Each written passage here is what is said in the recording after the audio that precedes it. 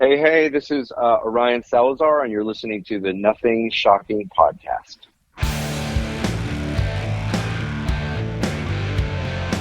Want to know what's going on in the world of music? Then tune in to the Nothing Shocking podcast, a non-genre based, all ages friendly rock and roll program. Join us weekly for interviews with all your favorite rock stars from the mainstream to the underground. You can find us at nothingshocking.libsyn.com or anywhere you download podcasts.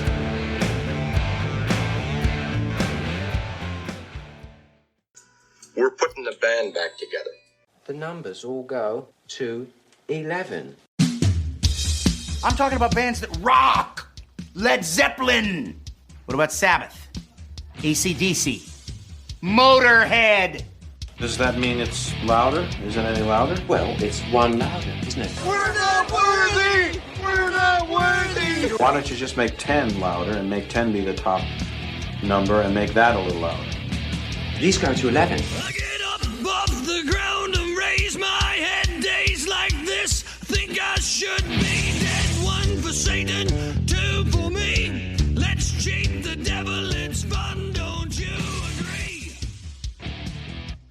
Welcome to the Nothing Shocking podcast. I'm your co-host, Jeff Untied, and with me in Dog Bowl Studios is Coach Nez. You can find the Nothing Shocking podcast on Libsyn or any podcatchers. Like our Facebook page or follow us on Twitter at NoShockPod. You could also find the Nothing Shocking podcast on Rock Rage Radio every Sunday morning at 7 a.m. Central Time. Our sponsor is Ragged Records, located in downtown Rock Island, Illinois, and downtown Davenport, Iowa. We'd like to thank the Hong Kong Sleepover for allowing us to use their music for our intro and bumper ending. Tonight's guest is Arion Salazar, formerly of Third Eye Blind, original member. Original member, and currently helping out Flipside on their new album. Yeah, Flipside is a alternative hip-hop band from where, Jeff? Oakland, California. Yeah, well, this was a great interview. Let's get to it. All right, good night. Good night.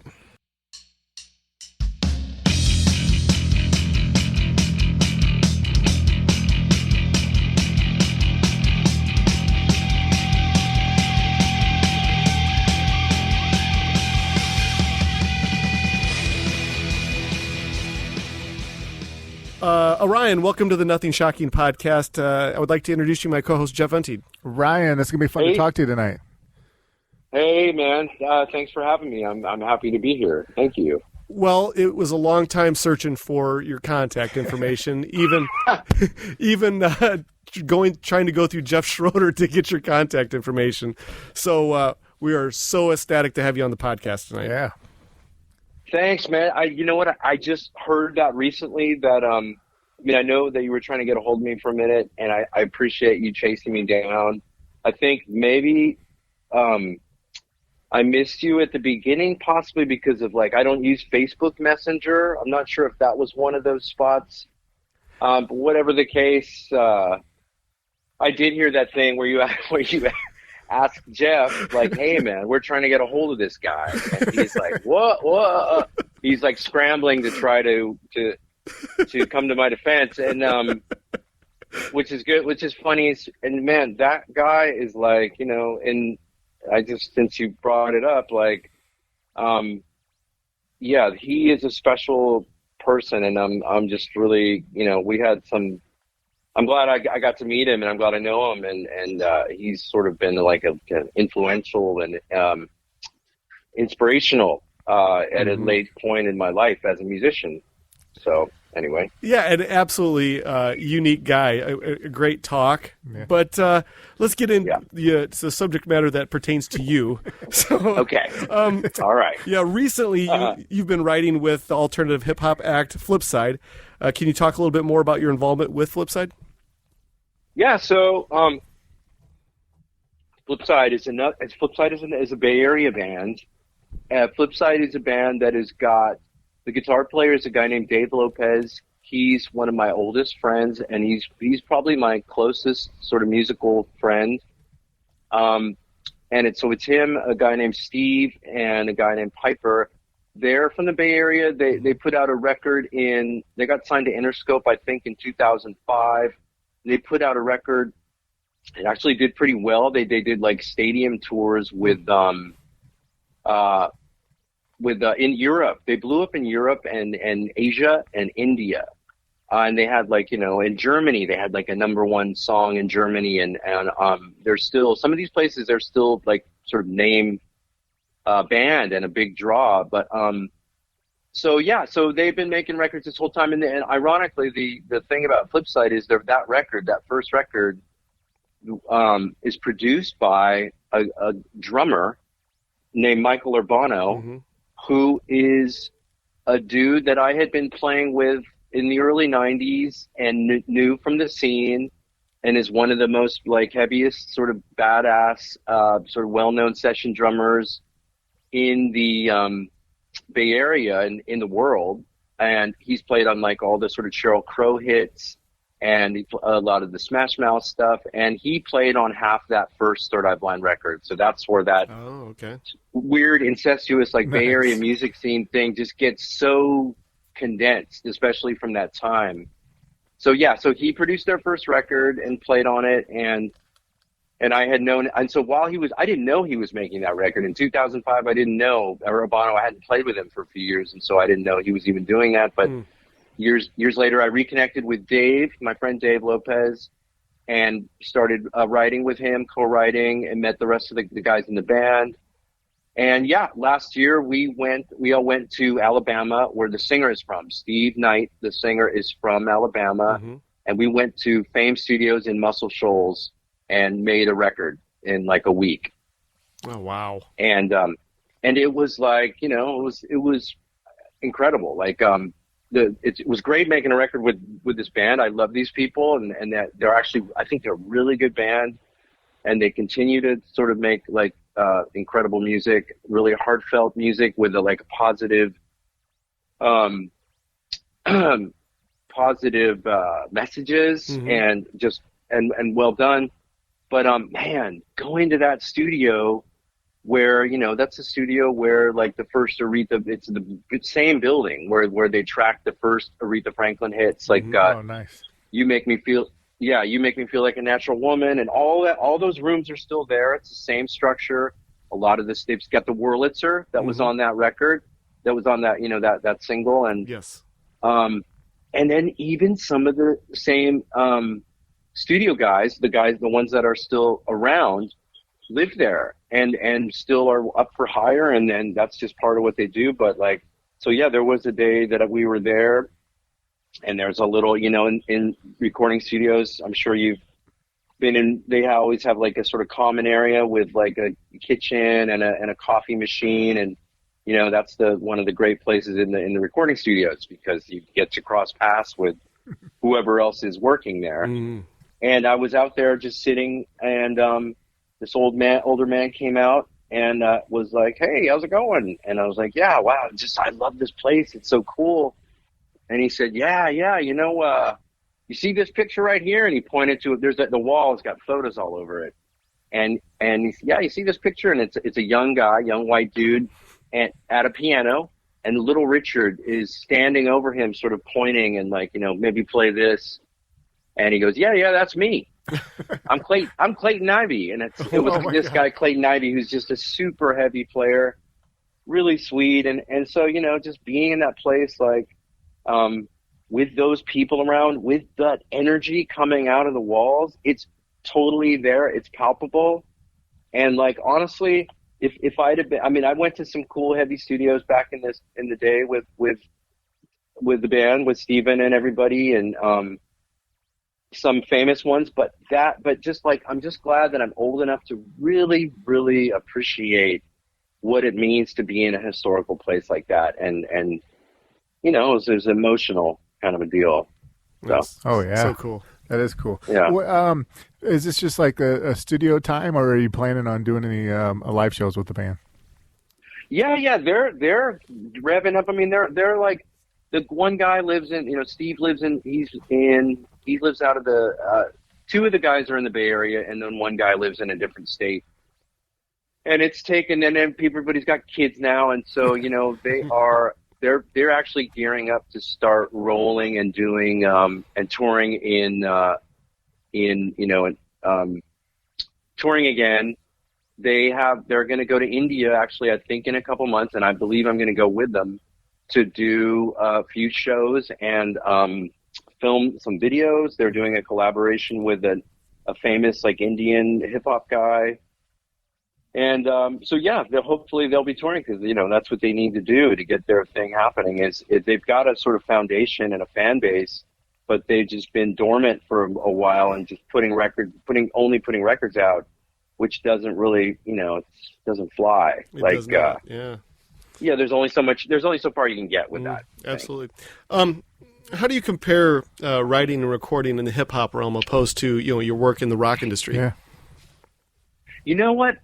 That's a good question. It's like it's kind of the same because it's like it's just sort of pop music. It's just songs. It's like there's no like, all right, in this section we're going to go to 7/8 and sort of modulate maybe. I mean, it's similar, let's say, because in Third Eye Blind we weren't.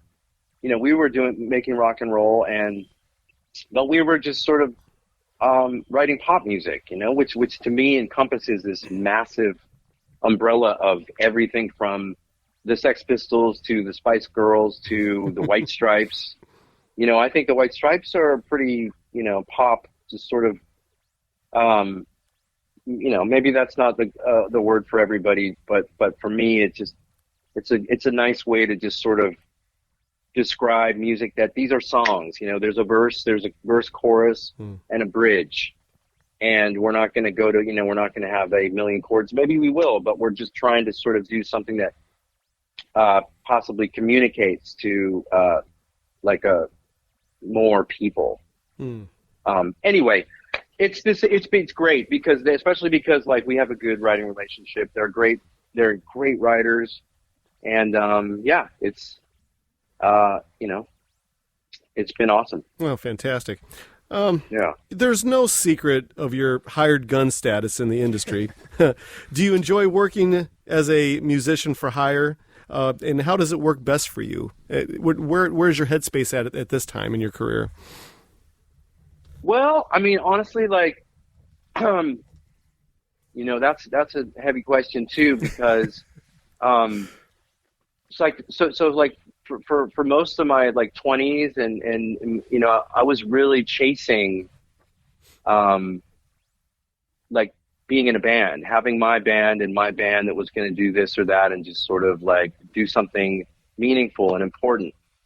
And so I had the band Fungo Mungo before Third Eye Blind, and we got signed to Island Records and we put out a record, and it was a really good band, and it was mostly like a really good live band, and we were super young, and the record we made is a little immature kind of sounding. I mean, we had some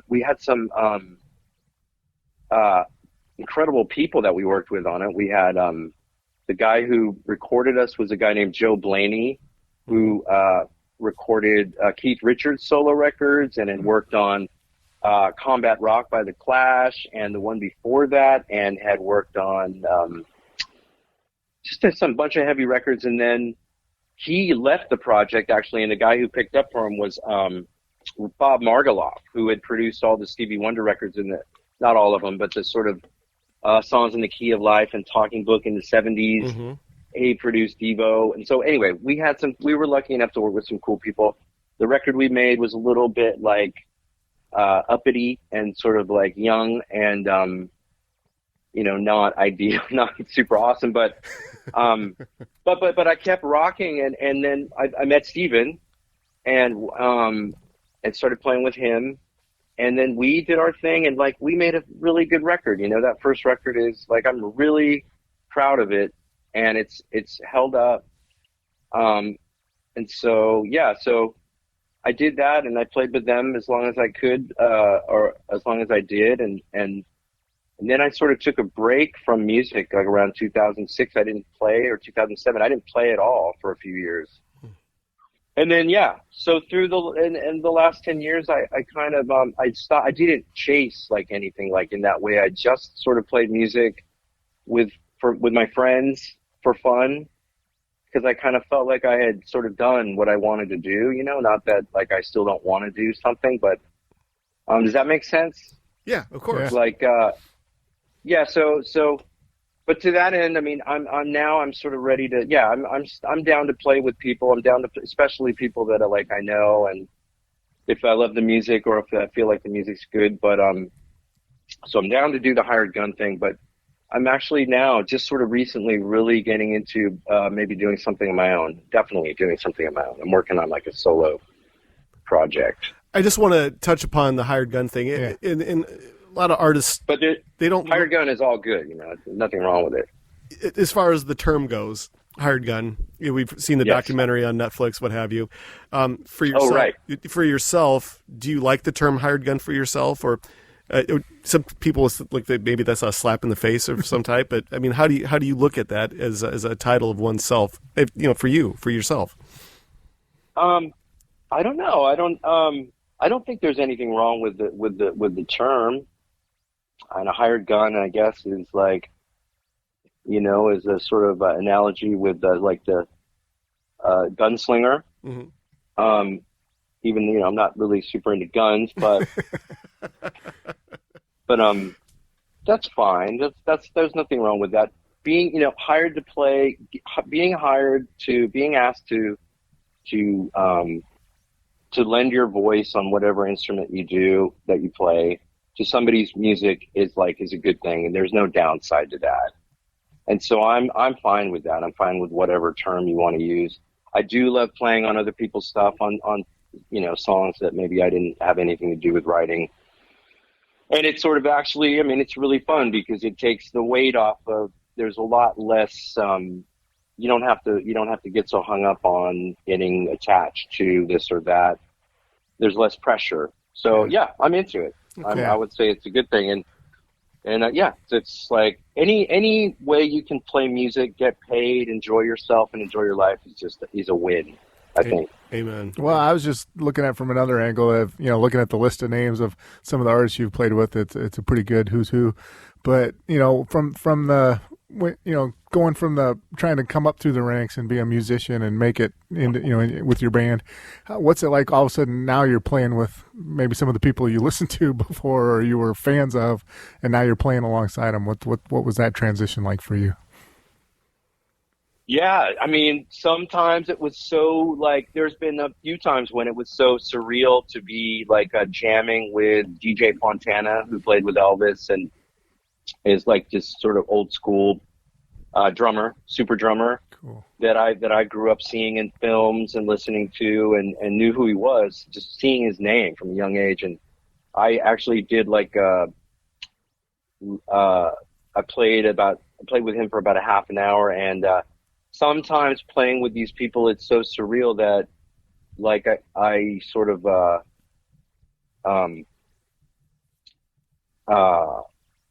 I forget what's happening, and I'm just sort of just geeking out and just, you know what I mean? Just focusing in on, okay, I got to play this right, and maybe not soaking up the moment as much as I could. And, so it's great. It's it's amazing. And then sometimes there are the times I played with, a couple songs with Steve Morse. You know who Steve Morse is? Yes, I do. Yeah. Steve Morse is a great guitar player. Big hero of mine, Steve Morse Band, and the Dixie Dregs were huge for me when I was learning my instrument, and I ended up playing a couple songs with him for a live thing. And that was one time when I just forced myself. I said, Orion, you got these. You can play this song. Just stop, look over there. He's standing right there, and enjoy this moment and soak it in. And I really just sort of looked over and it took some effort, but yeah, it's, you gotta for me, I've had to do that a couple times, just focus and enjoy the moment, because it gets exciting, you get nervous. At least I do. The one thing about Steve Morse is that a lot of people don't realize that he was a member of Kansas for one album, the Power album. Right. And it's my favorite Kansas album. So nice. Yeah, go ahead. Yeah, he's just, his body of work is incredible. Kansas and Deep Purple and just his playing, man, his voice, he's just got this magic connection between really soulful kind of southern chicken picking and shred, just he's sort of he does something that's very unique. I mean, maybe now there are other people doing it, but for a good long while, he had sort of a really unique, and does, like a unique voice. He's also a really sweet guy. And, so anyway. Oh, that very was cool. Opposed to working sessions for other artists, you've been working on material for your first solo album. Can you kind of give us an insight and our listeners of what to expect from your solo endeavor?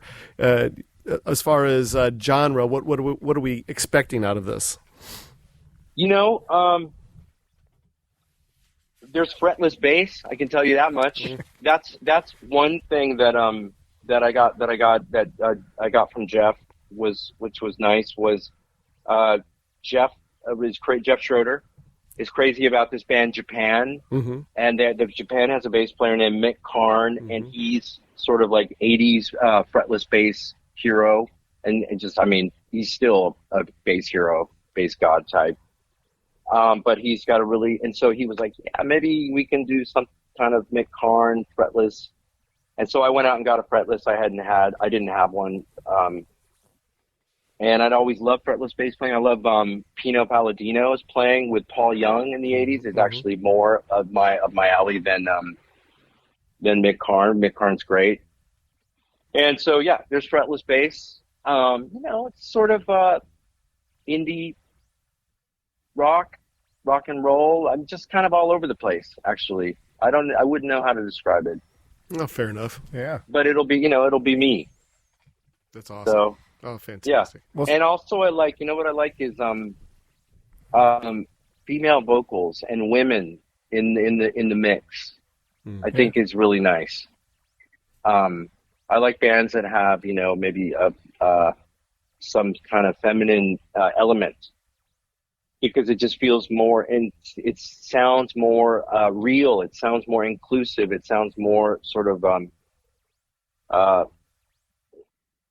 it can sound more like what real life is, women, men, the whole thing. So there will be women singing on it, a woman in particular singing on it. So, yeah. Will you tackle any vocals yourself, or mostly just? Yeah, I'm singing on. Oh yeah, and I'm singing on it, and I'm playing, and I've got some friends playing and on drums. I might actually try to play drums on a track. Yeah. So you're like a multi-instrumentalist. Which one came first? How'd you get started in music? I'm sort of like. I'm not really a multi-instrumentalist. I can kind of hack my way through keyboards. I played some keyboard stuff on the Third Eye Blind records, very basic stuff. And I definitely play stringed instruments, so bass and guitar. And then drums, I'm all right. I'm not going to start drumming for any band, but I got a sort of decent pocket, but I do know a lot of good drummers that are friends of mine, and actually, I wanted to be a drummer that's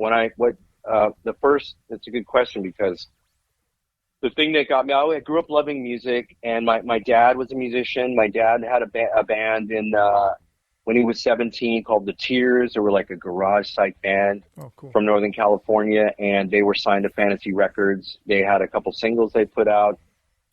And they had me my folks were both 19 when they had me, 19, 20. So like they were young.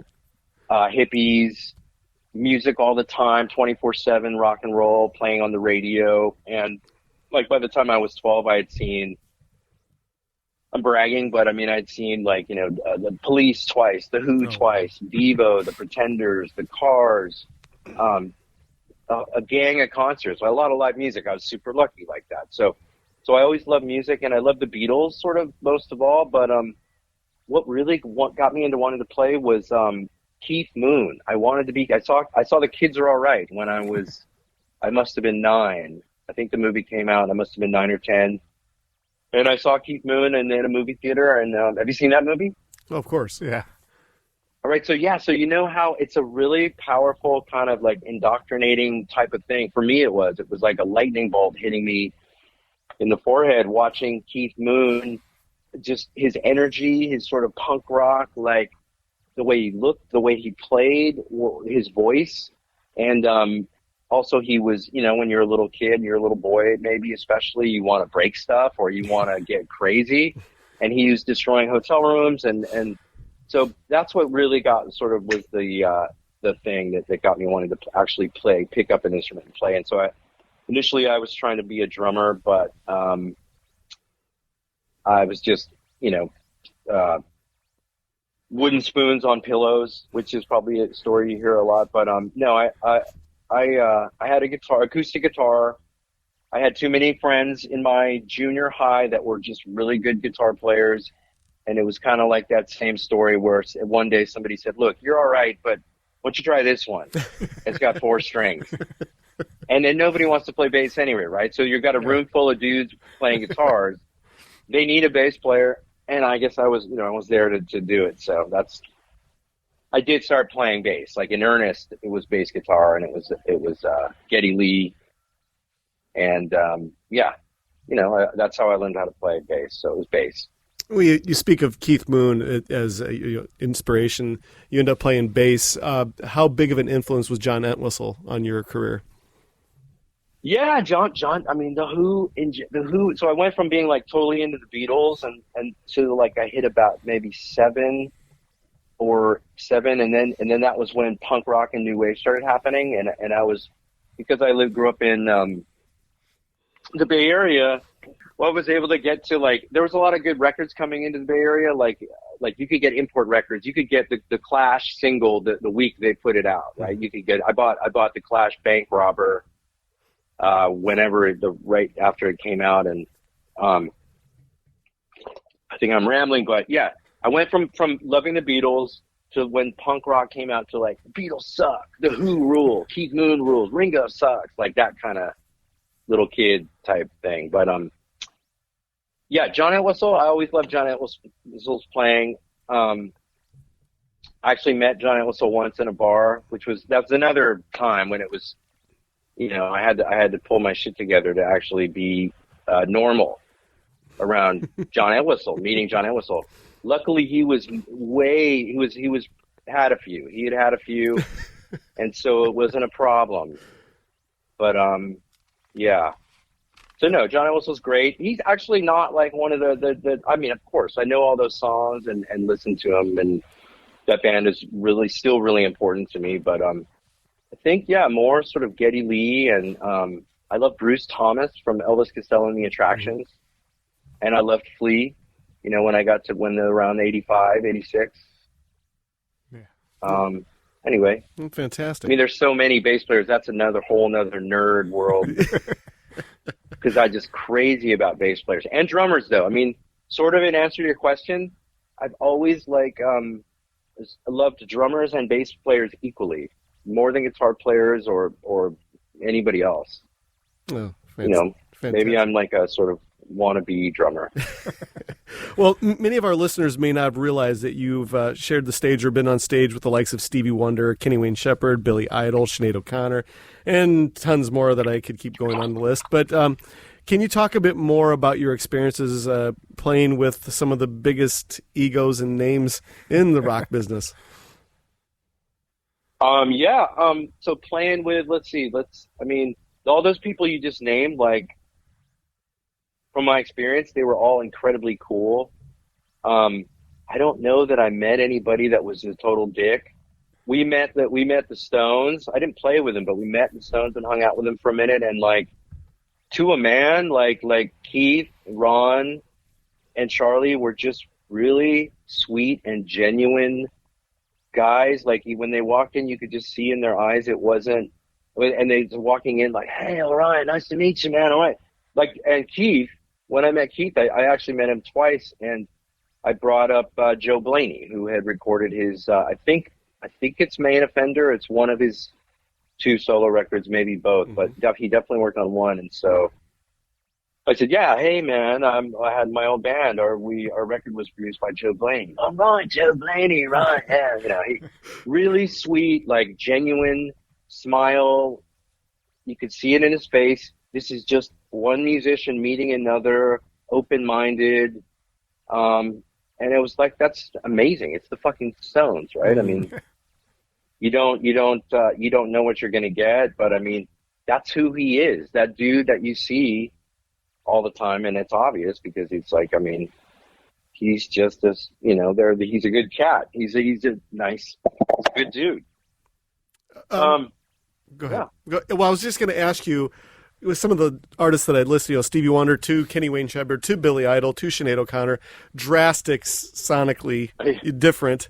Can you talk about, working in with a diverse set of artists, such as the ones that I've named off, and there's been a ton more, obviously, that I haven't named off, but.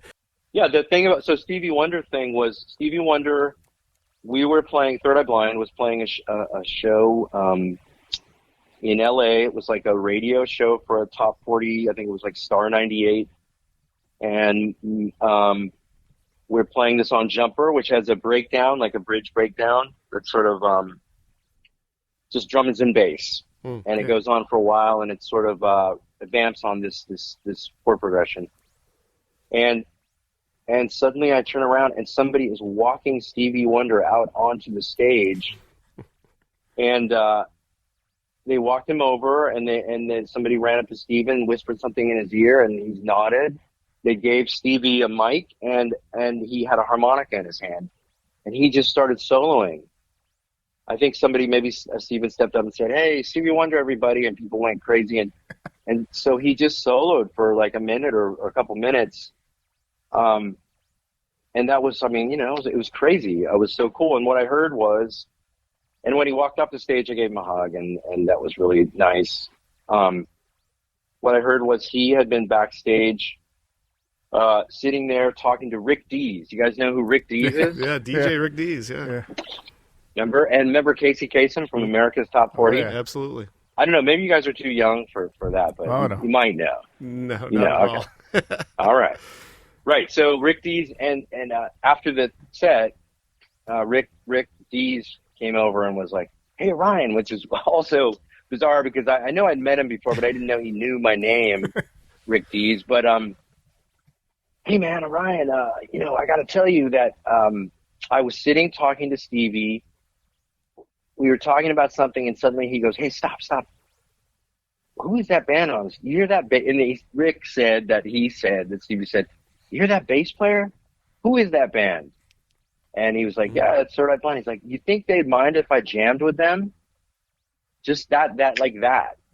That's awesome. And so, I think Rick was like, "Yeah, hell no. Let's go out there and see." And that's how that happened, which is like super cool. It is. Crazy story. Very much so.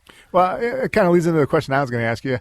As an artist, when you're up on stage, and this is the opposite of that. There you got another musician coming up and joining you. But when you're playing the live show and you're playing, you guys had a couple slower ballads or anything. But when you're playing a show and the crowd gets into it and starts singing along, what's that feel like for a musician? It's just got to be humbling. Yeah, it was amazing. I remember I honestly, like, I was pretty young, and I feel like I was young anyway. I mean, I wasn't that young. I was in my late 20s and early 30s. So that's not young at all, actually. But I mean, for me, I was young, and it's totally amazing. I have one memory of being in Indonesia, I think, and playing somewhere really early on, like maybe the first year or year and a half that we toured on that record and that we had ever toured, and looking over and seeing, like, in the audience, really sort of right in front of me, like a young woman with a Muslim headdress thing on, with the sort of like the burqa? Mm-hmm. Anyway, her face was exposed, but the rest of her body was covered, and she was mouthing all the words to I think it was Semi-Charmed Life. But that stuck with me, that image, and that was really like that was a sort of heavy sort of moment of being struck by that. And yeah, of course, when you're playing and then suddenly the crowd is singing like a whole verse or part of a verse, it's incredible. Like it's a communal thing that's happening. It's like the pub sing along in the pub sing sing-alongs in Europe, in Britain. Have you ever experienced anything like that? No, we have not. No. I mean, maybe they have them here now. But I just remember that was another thing. The first time we went to England and toured, and we were at a bar, and the song comes on the radio in a small town where people work hard and they're getting their rocks off at the end of the night, whatever the sort of case is. And I remember these songs like Oasis. This was in the time of Oasis. And remember when Oasis had like super popular, and I think it was an Oasis song, or maybe it was Lucky Man by The Verve. And the entire bar started singing along, and I just thought that's not something that's very common in America. I think people maybe are a little looser now, but back then, it's super common over there. And yeah, I'm just getting back to your question. Yeah. It's nice to hear that. It is. And now I think I appreciate it even more. Mm. Well, nice. It wouldn't behoove us if we didn't talk a little bit about Third Eye Blind. It's the 25th year anniversary of Third Eye Blind's debut album back in 1997. Can you take us back and talk a little bit more about the creation of that album? Yeah, that would be nice. So yeah, let's see. I don't want to keep you too long. I met Steven in like late '93, and he had a few of those songs actually already. And we played a few shows, and then we met Kevin in late '94, and those guys started writing, and we actually all started writing. And so then we met Eric Valentine. So the guy who produced that record, Eric Valentine, and maybe you know who he is. I do not.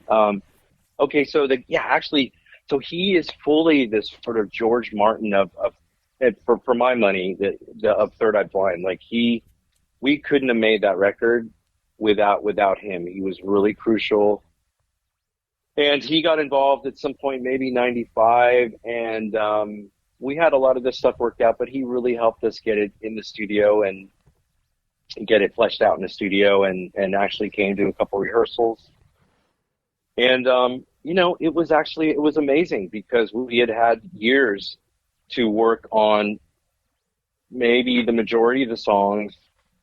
We did write just a few really good songs, actually, like right towards the end. We wrote Jumper and Graduate, and I feel like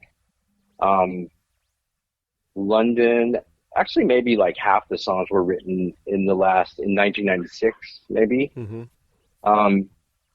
Late 95, 96. But, making the record was amazing because, there's no pressure. There was no money. There's no drama. There was like really just pure art and cooperation and kind of like appreciation for each other and teamwork. And also we were really lucky because remember the guy I talked to you about before, Michael Urbano, the drummer, mm-hmm. He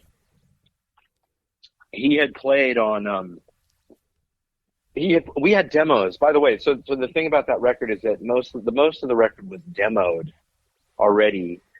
I think the entire record was demoed, and then we shopped that 14 song demo, and because we had Third Eye Blind had a handful of showcases where labels came out to see us play either at a club or in a rehearsal space, and each time and it was like 4 or 5 of these things happened, and each time they passed, and we just didn't, luckily they passed because we weren't ready. But yeah, we had a 14 song demo, we shopped it, and at that point we sort of had a bunch of labels trying to sign Third Eye Blind, and so yeah, man, making the record was amazing, and a lot of it was working with Eric Valentine, and yeah, I was going to bring up, we had the benefit of having Michael Urbano, who is a really good drummer, play on 3 or 4 of the songs, I think.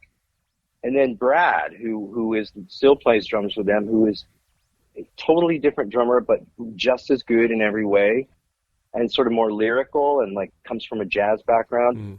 And so the fact that they've got like one guy who's kind of the straight ahead meat and potatoes rock guy playing on some of the songs, And then you've got Brad Hargraves playing on the rest of them, I think really makes the album stronger. I think it's much stronger for it. And I think it'll last longer because of that one fact. Yeah. Amazing. So thank you, man. I mean, I'm totally proud of it. That's like, I'm grateful I was able to do that. Yeah. And be part of it. I played the shit out of that album in 1997 over and over. Cool, man. I mean, it's got, that's the thing, man. And what goes into it, what went into it was like, Kevin Cadigan, the guitar player I just feel like he's like one of the most important voices of guitar, certainly in that of his generation. He's got to be like in the, right at the top, man. I mean, his playing, his writing, his ideas, his approach, where he came from. The cool thing about Kevin that always struck me was he was like, it was like, hey, do you know this song? Can you play this? Can you play this cover? Can you know this? And I knew a bunch of songs. I had learned, I taught myself how to play bass from learning, Rush songs or a gazillion different songs. But Kevin came from sort of Kevin had his own voice because he didn't do that. He didn't know a bunch of records. He didn't sit at home learning records. I'm sure he learned a few, records here and there, a few songs.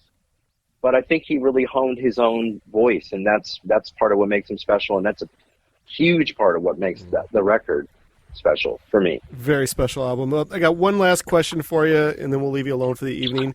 All right, man. The environment of the rock industry was drastically changing during the late 90s. Did you ever foresee that debut Third Eye Blind album making the splash that it did? Did you guys kind of know that you had something special there, or where was the mindset of you and the rest of the band at the time? Yeah, man. I mean, honestly, I did. I think we did. I think I did. I think I felt like we had done something incredible. And going back to just the last thing, Eric Valentine, the producer, that same year he did our record. He sort of came up from in the Bay Area. I wouldn't say unknown, but he hadn't done any sort of massive hit records. That same year, he produced our record and Smash Mouth's debut. Oh, wow. In the same, 3 months, in the same couple months, at the same studio.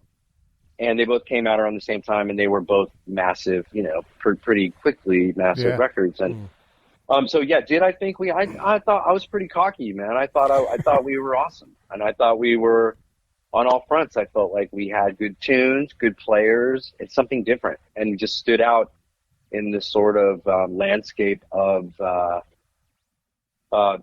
Matchbox 20. Not that there's anything I like Matchbox 20, but that kind of thing. We sort of got lumped into this sort of 90s thing, and I just felt like it's a little something else than that. And I thought we were. I mean, I was, you don't know, but I felt pretty confident about it. Awesome. Yeah. Well, we're out of our allotted time, but before we let you go for the evening, is there anything that you would like to promote or plug that we didn't cover? Yeah, I guess I would we sort of covered it. I would ask people to check out Flipside, and there's a record. I think it's going to come out in a couple months. It's called Legends, and if not, just check out Flipside anyway, because they have a really pretty big catalog of really good music. I'm playing with a kid named Mr. Max in LA for fun. This is not my band, but I like him and I like his music. His name's Mr. Max.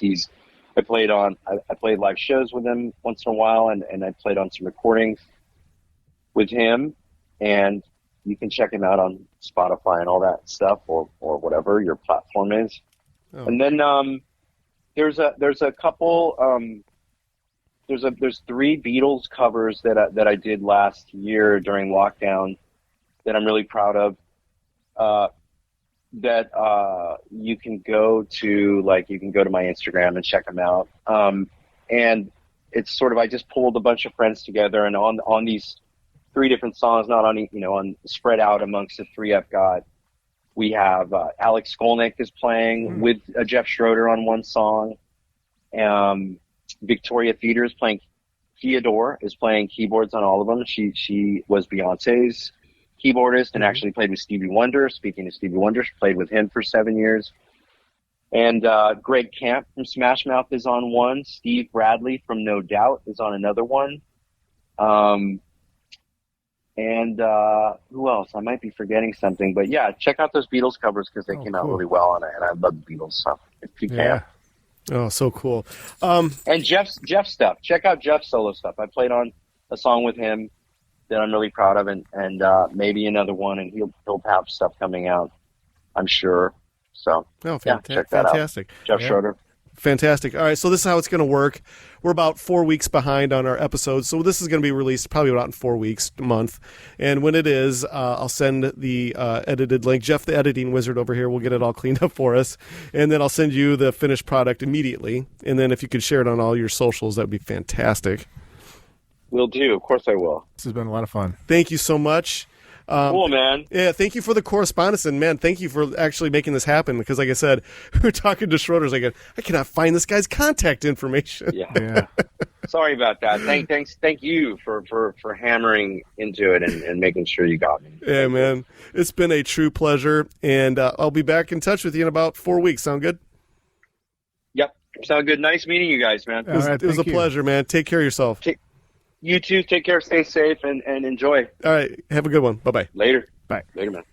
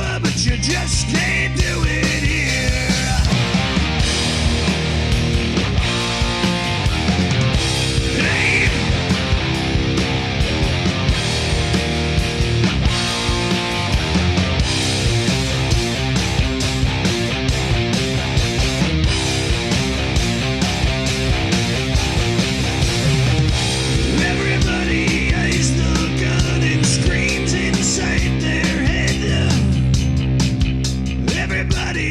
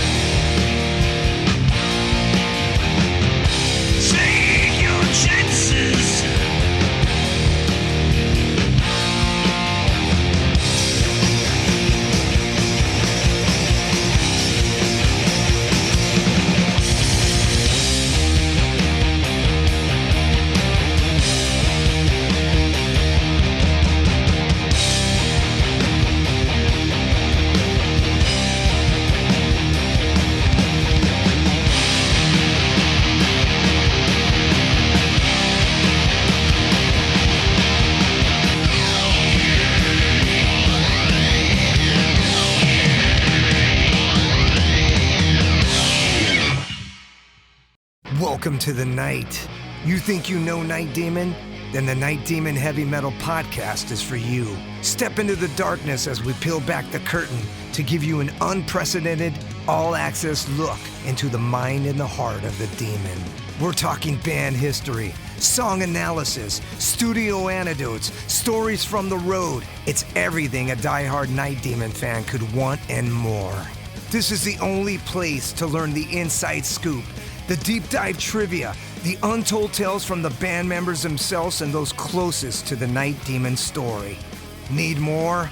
The Sacred Night Demon Crypt will be pried open to reveal demo recordings that have never before seen the light of day, all with in-depth commentary by the band and the people who were there for the writing and recording process. This is a gold mine, a treasure trove of all things Night Demon. Head over to nightdemon.net or wherever you listen to podcasts.